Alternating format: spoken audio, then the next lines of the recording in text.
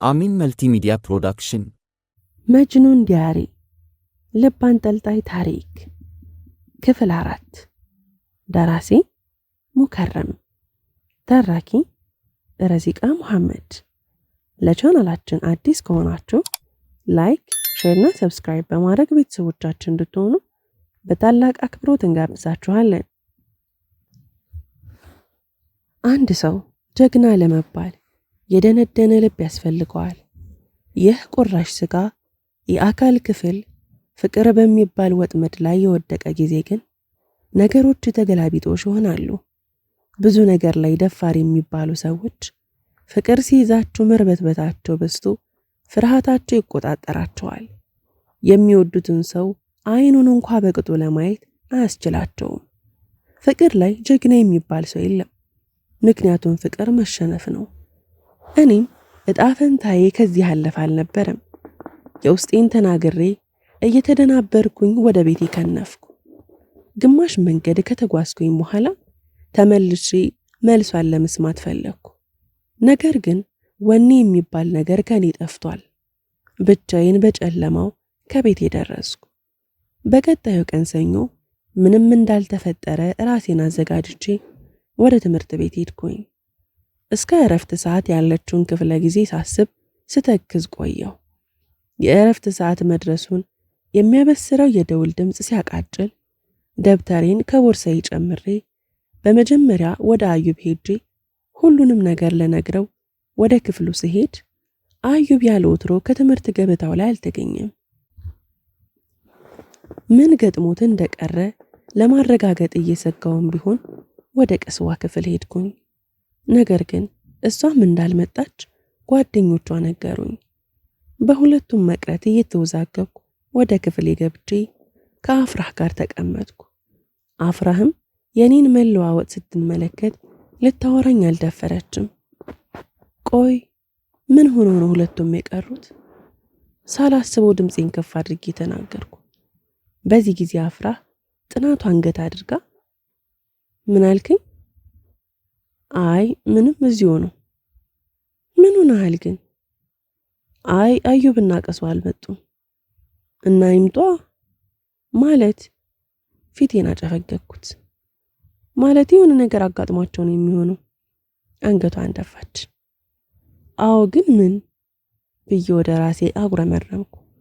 መጽሐፍ አውጥቼ ለማንበብ ብሞክርም ትኩረቴን መሰብሰብ ባለመቻሌ ዘግቼው ከዲስኮ ላይ ጋደም አልኩኝ። ኦማር። አቤት አልኳት እንደተኛ። ቀስዋን ትወዳታለህ አይደል? ምን? ማን ነው ደግሞ እንደዚህ ብሎ የሚያወራው? ቀና ብዬ ተንተባተብኩ። ተረጋጋ፣ የሚሰማኝን የጠየቅኩ እኮ ቢሆንም ይህንን ነገር ለማንም ነግሬ ባለማወቄ ተርበተበትኩ። መጠየቅ አልነበረብኝም? እንደማኩረፍ አደረጋት። አይደለም እንደዛ ማለቴ ሳይሆን ከምን ተነስተሽ ልትጠይቂኝ ቻልሽ ብዬ ነው። አይ ከሁኔታዎች በጣም ብዙ ጊዜ ከአዩብ በላይ ለቀስዋ ያለህ መንሰፍሰፍ ሚዛን ይደፋል። ሳይሆን በቃ ከሁለቱም ጋር በጣም ቅርርብ አለኝ ስልሽ እሷም እንደ እህቴ ነች። የተለየ ነገር የለውም። አይኔን በጨው ጥብ አድርጌ ዋሸው። እሺ እንደሱ ከሆነ ልነግርህ የምፈልገው ነገር አለ። እሺ። እኔ በጊዜ ሂደት ለአንተ ያለኝ ስሜት እየተቀየረ ነው። ወንድምነት ላስቃት ሞከርኩ። ወደ እርጎነት ምን አይነት ፌዝ ነው ብላ ተኮሳተረች። እሻ ተኮሳተሪ ንገሪኝ። በቃ ኡማር አፍቅሬሃለሁ። አፍራህ እየቀለድሽ ነዋ። አንተ መቼም አትቀየርም። ሴትን እንዳሻንጉሊት ለመጫወቻ ብቻ ነው የምትጠቀመው። ከወንበሩ ላይ ተደፍታ ማልቀስ ጀመረች። በእረፍት ከክፍል ያልወጡ ተማሪዎች ዞሮ ያፈጡ ጀመር። አራፊ ምን ሆነሽ ነው? ተነሺ፣ ተማሪዎቹ እያፈጠጡብን ነው። ጨነቀኝ። ያፍጡ፣ ምን አገባኝ? እንደውም ከአሁን በኋላ ካንተ አጠገብ አልቀመጥም ብላ እንባዋን እየጠራረገች ተነስታ ቦታ ቀይራ ተቀመጠች። ኢብሮም እኔ ያኔ ከተባረርኩኝ ጊዜ አንስቶ ትምህርቱን በማቋረጡ ለብቻዬ ለመቀመጥ ተገደድኩ። ቀኑን ሙሉ አንዴ ስለ አፍራህ ሲለኝ ስላዩ ብያሰብኩ ተራራ የሆነውን ቀን ገፋሁት።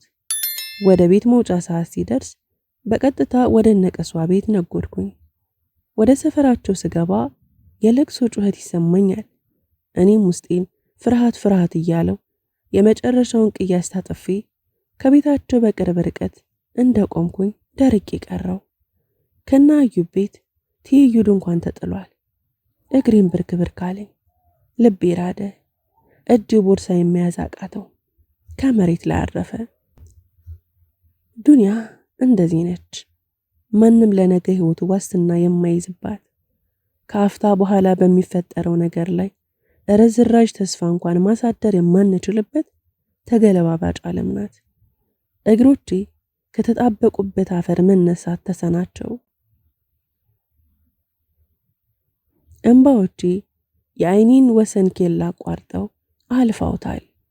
ከልብሶቼ ላይ ሲያርፉ ሙቀቱ በቅጽበት መላ ሰውነቴ ላይ ተሰራጨ። የከሰዓቷ ፀሐይ ከመሃል አናቴ ላይ አርፋ ሰውነቴን በቁሙ ያበስሉት ጀመር። ከድንኳን ውስጥ የሚሰማው የዋይታ ድምፅ ከእግር ጥፍሬ እስከ ፀጉሬ እንዲነስረኝ ያደረገኝ። እግሮቼ ወደፊት መሄድ እምቢ አሉኝ። ቦርሳዬን አቧራ ከቃመበት መሬት ላይ አንስቼ ወደ ኋላ አፈገፈኩ። እምባዬን እያዘራው ከትምህርት ቤታችን ወደ ታች በሚገኘው ጫካ ውስጥ ገባው። ከጫካው ውስጥ አንድ በዕድሜ ጠና ብሎ ከተጋደመ ግንድ ላይ ቁጭ ብዬ ሰሚ በሌለበት ብቻዬን እያወራው ማልቀስ ጀመርኩ። የውስጤን ለመውጣት ብቻዬን መሆኔ ትልቅ ጥቅም ሰጠኝ። ጡት እንደተከለከለ ሕፃን ከልብ ከሚወጣ የሲቃ ድምፅ ጋር እርር ብዬ ማልቀስ ገባው። በሂደት ጠራራ የነበረው ፀሐይ ያለ ልምድ በመሃል በጋ ወደሆነ ወደ ዳመናነት ተቀይሮ እንደኔ የሆዱን ብሶት በፈሳሽ ሊያወርደው በአስገምጋሚ ድምፁ ማጓራት ሲጀምር ከጫካው ወጥቼ ተመልሼ እና አዩብ ቤት ከዚያ የሐዘን ዳስ ከተጣለበት መንደር ከዝናቡ ጋር እየተሽቀዳደምኩ ደረስኩ። ዋይታው በረድ ብሏል።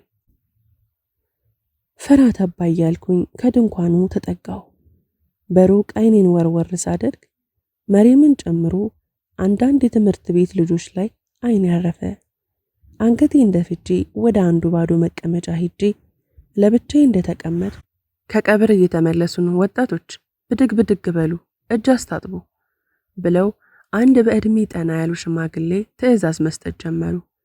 እኔም ከነሱ ጋር ተቀላቅዬ እጅ ማስጣጠብ ጀመርኩ። ህዝቡ ከመጣው ዝናብ ለመሸሽ በሚመስል ሁኔታ ጥድፊያ ላይ ነበር። እኛ ጋር እጃቸውን ተለቃለቁና ገብተው ከውስጥ ከሚገኙ እንስቶችና እናቶች ሳህን እየተቀበሉ መመገብ ጀመሩ። አዩብ ከሰዎች መሃል በአንድ ወጣት ተደግፎ ገባ። እንኳን እጁን ለመታጠብ በዙሪያው ማን እንኳን እንዳለ ለመለየት ፈቃደኛ አልነበረም። በቀጥታ ከግቢ ውስጥ ወደሚገኘው መኖሪያ ቤት ይዘውት ገቡ። እኔም በእጄ ጆጉን እንዳያስኩኝ እንባ እንዳቀረረኝ በአይኔ ሸኘሁት። አፍስስ እንጂ የኔ ልጅ ሞት እንደሆነ ለማንም አይቀርም። ሁላችንም ለመጓዝ የምንጠብቅ ወረፈኞች ነን። የአዛውንቱ ንግግር ከሄድኩበት ጠራኝ። አዎ ልክ ኖት። ነቃ ደንግጥ ለማለት ሞከርኩ። የልብ ጓደኛ ሆነ? አዎ። በቃ ከጎኑ ሆነ አጽና ነው። የወላጅ ሞት ከባድ ነው። በዚህ ጊዜ እንደ ወዳጅ ያለፈው የለም። እሺ ጋሼ ተባረክ ብለው የታጠቡበትን እጆቻቸውን ረገፍ አድርገው መቆሚያ ከዘራቸውን ተደግፈው እያነከሱ ገቡ። ማስተናገዳችንን እንደጨረስን እኛን ታጠቡ ብለው የተዘጋጀውን ምግብ በልተን ከድንኳኑ ተቀመጥን። ሰው ካጠገቡ ካለው ሰው ጋር ስለ ኢኮኖሚ፣ ስለ መንግስት እንከኖች፣ በዕድሜ ገፋ ያሉት ደግሞ ስለ እድራቸውና ሐሜት ይዘዋል። እኔም ብቻዬን ስለተቀመጥኩ ዞር እያልኩ የሁሉንም ወሬ እያማረጥኩ ሰማለሁ። በስተመጨረሻ ሊመሻሽ መሆኑን ሳስተውል ከድንኳኑ ውር እያለች ስታስተናግድ የነበረች የእነ አዩብ ቤተሰብ የመሰለችኝ ወጣትን ጠርቼ እነ አዩብ ቤት ናቸው ቻው ልበላቸው ስላት መኖሪያ ቤት ውስጥ ናቸው። ሂድ። ብዙ ሰው አለ እንዴ? አይመስለኝም። ቅድም ስገባ አዩብ፣ ቀስዋና እናታቸው ብቻ ነበሩ። እናታቸው? በድንጋጤ ድምፄን ከፍ አደረግኩት። ምን ሆነሃል? ቆጣለች። አይደለም፣ እናታቸው ስለታመመች እሷ መስላኝ ነው። ድምፄን ቀነስ አድርጌ ነገርኳት። አረ ያድርግባት፣ አባታቸው ነው። ሲያሽከረክር የመኪና አደጋ ደርሶበት ነው። ወላሂ ወይ? ባለማመን እንድታረጋግጥልኝ ደግሜ ጠየቅኳት። ኤጭ ምን ይዘንዘኛል? ለራሴ ስራ አለብኝ፣ ካላመንክ ገብተህ ብላ ባለሁበት የተመናቀረች ጥላኝ ሄደች። እኔም ከሩጫ ባልተናነሰ እርምጃ ወደ መኖሪያ ቤቱ ገባሁ። እንደ ገባሁ ማሚን ከአልጋዋ ላይ ጥቁር ሻርፕ አድርጋ ሳያት የደስታ እንባ እያነባው ከአንገቷ ላይ ጥምጥም አልኩኝ። ቀናቶች መንጎዳቸውን ቀጠሉ። የእነ አዩብ አባት ከሞተ ሳምንት ሞላው። ከግቢያቸው ውጪ ተጥሎ የነበረው ድንኳን ፈርሶ ሐዘንተኛው በግቢ ውስጥና በቤት ውስጥ ያመሻል። እኔም ቀን በቀን እየሄድኩኝ አብሬ ያመሻለሁ። በማመሽበት ጊዜ ድንገት ከቀስዋ ጋር አይን ላይን በምንጋጭበት ጊዜ ልቤ ትርክክ ትላለች። ሀፍረት እየተሰማኝ በቶሎ አንገቴን እደፋለሁ። ፍቅሬን በመናገሬ ጸጸት ተሰማኝ። ምክንያቱም ከመናገሬ በፊት የነበረኝ ድፍረት ጠፍቶ ወደ ሀፍረት ተቀየረ። ነገር ግን እንዲያም ሆኖ ቀለል የሚል ስሜት አለው እና አዩብም ከትንሽ ቆይታ በኋላ ወደ ትምህርት ቤት ተመለሱ። እኔም ቁርአን አከተምኩ። ባከተምኩበት ዕለት ማሚ በራሷ ወጪ ዳቦ አስደፍታ፣ ቀስዋ ደግሞ ሩዝ በስጋ ሰርታ ትንሽ የሰደቃ አዘጋጅተው በህይወቴ ልዩ የምለውን ቀን አሳለፍኩኝ። እነሱ ጋር ምርጥ ቀን ስናሳልፍ ቆይተን ከመሸ በኋላ ቀስዋና አዩብ ሊሸኙኝ ተነሱ። እኔም የማሚን ጉልበት ስሜ ወጣሁ። ኡስታዛችን ቅደሙ። አዩብ የግቢውን በር ከፍቶ ወደ ውጭ እያመላከተ፣ አረ በአላህ ውጣ። ሳቄ መጣ። ኡስታዛችን ሳይወጡ አንወጣም። ቀስዋ ተጨመረች። እናንተ እዚህ ያዛጋችሁ ከቤት ልታስባርሩኝ ነው አይደል ብዬ ወጣሁ። በመንገድ ላይም እያላገጡብኝ ግማሽ መንገድ ከሸኙኝ በኋላ በቃ ተመለሱ። እሺ በቃ እንግዲህ ይህ ጅማሮ ነው ሀቢቢ፣ በርታ። አዩብ ይህንን እንደተናገረ ከኋላ ተጠርቶ ሄደ። እኔና ቀስዋ ከዚያ ቅጽበት በኋላ ብቻችንን ተፋጠጥን። ደስ ብሎኛል። ለምኑ? ለጥሩ ለውጥህ። የእናንተም ልፋት እኮ ነው። እናንተም በማግኘቴ እድለኛ ነኝ። እኛ ሰበብ ብቻ ነን። እሱ ሳው ደግሞ ባለፈው የሆነ ጥያቄ ጠይቀኸኝ ነበር መሰለኝ። በቃ አዩብ መጣ። ነገ ከክላስ መልስ ከትምህርት ቤታችን ጀርባ ያለው መናፈሻ ጋር ጠብቀሃለሁ። ብቻህና። እሺ። እናንተ ቻው ተባብላችሁ ቆማችኋል። በቃ ኡስታዝ የነገ ሰው ይበለን እንዳይመሽብህ ብሎ ሰላም ብሎኝ መንገዳችንን ለየቀል መጓዝ ጀመርን። ነገ ምን ልትለኝ ይሆን እያልኩኝ እየተብሰለሰልኩ ከቤት ገባሁ። እንደ ገባሁ ቤት ውስጥ መሬም ብቻ ነበረች። መሬም አክስቴ የት ሄዳ ነው? ጎረቤት ተጣልተው ሊያስታርቁ ሄዳ ነው። ከአባዬ ጋር ሆኖ። እሺ ብዬ ወደ መኝታ ቤት ልገባ ስል ቆይ ግን አንተ እስከዚህ ሰዓት የት አምሽተህ ነው? እነ ቀስዋ ጋር። እኛ ጋር ምን አጣ? ያምሻል እንዴ? ጓደኞች እኮ ናቸው። እንደ እናትህ መለመን ሱስ ስለሆነብህ ነው እንጂ። ድጋሚ ስለ እናቴ እንደዚህ ካወራሽ ዋ እረፊ። ምን ልታመጣ? እኔን እምቢ ብለህ አፈቅርሃለሁ ስለ ገፍተኝ ከእነሱ ጋር የምትሄደው ልመና ካልሆነ ምንድን ነው ታዲያ? ዝም በይ ብዬ ከፍራሹ መጅልሱ ላይ ገፍትሬ ስጥላት ተነስታ ተያያዘችኝ። እኔም ሳልስታት እጇን ጠፍሬ ያስኳት። እሷን በእልህ እያለቀሰች ለመናከስና ለመዋጨር ስትሞክር ደግሜ ረወርኳት። አካባቢውን በጩኸት ናወጠችው። አክስቴንና ባሏን ጨምሮ ሰዎች ተሰበሰቡ። እሷን አባቷ ከወደቀችበት አንስቷት ምን ሆናችሁ ነው ሲላት ሊደፍረኝ ነበር ብላ ተንሰቅስቃ ማልቀስ ጀመረች። ምን? የልቤ ምት ቀጣለች። አባቷ ዘሎ ተከመረብኝ። ከግድግዳው ጋር አጣብቆ በቦክስ መነረር ጀመረ። እናቴ የራቀች ዕለት አባቴም ሲለየኝ ቀን ባሪያ ያደረገኝ ያኔ እንዳነገሰኝ። ሰው ሆኜ መኖር ጀመርኩ ስል እኔን ዝቅ ሊያደርግ የሚውተረተረ በዛ። ደም እየፈሰሰ በውሸት ውንጀላ አንገቴን እንደደፋው ከቤት ወጣሁ። መድረሻዬን ሳላውቅ እጆቼን ከዚያ ቦታ ብቻ ይዘውኝ እንዲሄዱ ዘወርኳቸው። ባዶነት ተሰማኝ። በእያንዳንዱ የእግሮቼ እርምጃዎች ውስጤ እንደ ባዶ ቅል እየጮኸ ወናነቴን ያስተጋባብኛል። ድህነቴን ይዤ የገባሁበት ቤት ውርደትን ከሰውነት ብልዜ ጋር አከናንቦኝ በተሰበሰበው ሰው ፊት አንገቴን አስደፍቶ ከቤት አስወጣኝ። ሳልፈልግ እናትና አባቴን አምርሬ ወቀስኳቸው። ምናለ እዛ ቤት የገባሁበትን ቀን እግሬን በቆረጠው ብዬ አማረርኩ። ከምንጊዜውም በላይ ጌታዬን አማረርኩ። ዕጣ ፈንታዬን አብዝቼ ረገምኩት። መኖሬን ተጠየፍኩት። እግሬም ከትምህርት ቤት ጀርባ ወደሚገኘው ጫካ ወሰደኝ። እንደ እብድ እየጮኩ ማልቀስ ጀመርኩ።